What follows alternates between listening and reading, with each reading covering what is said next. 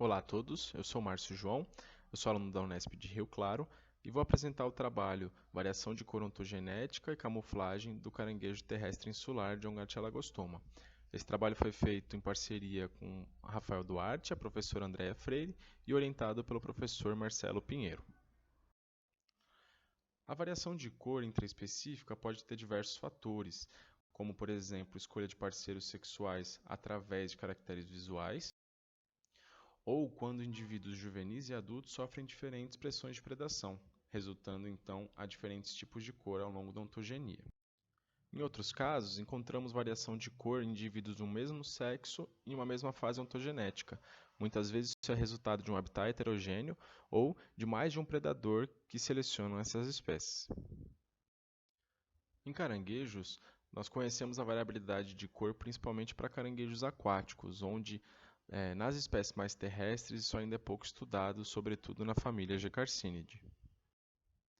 O caranguejo de Ongatia lagostoma ele é endêmico de ilhas oceânicas do Atlântico Sul, onde ele é raramente predado, porque poucos predadores se estabelecem nesses ambientes. Contudo, na ilha de Ascensão, já foi observado três tipos cromáticos, o preto, o amarelo e o roxo, onde ainda não se sabe a função dessa variação. Com isso, nesse trabalho buscamos entender a ocorrência dos três tipos de cor de Ongatia lagostoma na Ilha da Trindade, testando se essa cor varia de acordo com o sexo, a ontogenia ou com fatores ecológicos. Primeiramente, realizamos expedições no verão na Ilha da Trindade, em 4 locais de distinta altitude, 2 praias, a Praia dos Andradas e a Praia das Tartarugas, o Morro do Príncipe a 136 metros de altitude e o Pico do Desejado a 612 metros de altitude. Em cada um desses locais, os caranguejos foram coletados em transectos pré-estabelecidos, onde eles foram coletados durante o período noturno e mantidos até o amanhecer. Então foram medidos e sexados. Cada um deles foi fotografado, bem como os substratos disponíveis em cada um dos transectos, para extração de valores de diferentes comprimentos de onda, no vermelho, verde e azul de cada fotografia. Os três tipos de cor foram encontrados na ilha, o preto, o roxo e o amarelo. Entre os locais, encontramos 5 tipos de substratos: a areia, a vegetação de duna, ocorrentes nas praias, a cíperos atlânticos, uma vegetação que ocorreu em todos os locais, a terra, que ocorreu apenas no Morro do Príncipe, e os arbustos de várias espécies vegetais, que ocorreu no Pico do Desejado.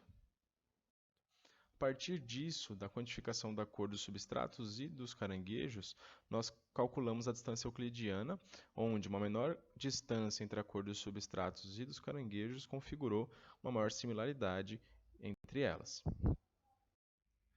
Como principais resultados, os caranguejos pretos eles são restritos às menores classes de tamanho, menores do que 30 milímetros de carapaça, e os amarelos eles predominam em todas as outras classes de tamanho e em todos os locais.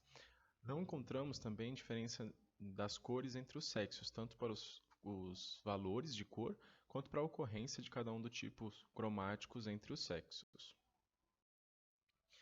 Quanto à similaridade ao substrato, os indivíduos pretos foram os mais similares, principalmente à areia das praias, à vegetação de cíperos atlânticos e à terra dos morros.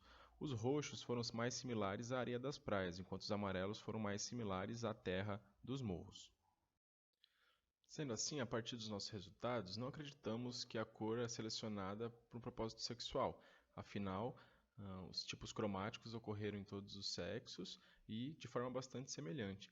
Além disso, entendemos que os casais na Ilha da Trindade, de modo geral, são compostos por indivíduos amarelos. No entanto, isso pode ser um efeito da maior frequência desses indivíduos na população.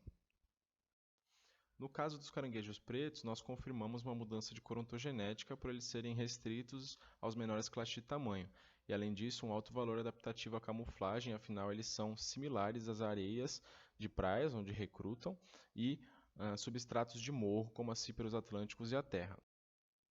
Para a coloração dos adultos, acreditamos que ela esteja sob uma seleção neutra, afinal esses indivíduos são dificilmente predados, e é um padrão bem similar ao encontrado por Birgus latro nas ilhas da Oceania, onde a coloração desses animais não tem função protetiva e é um caractere, a princípio, sobre seleção neutra.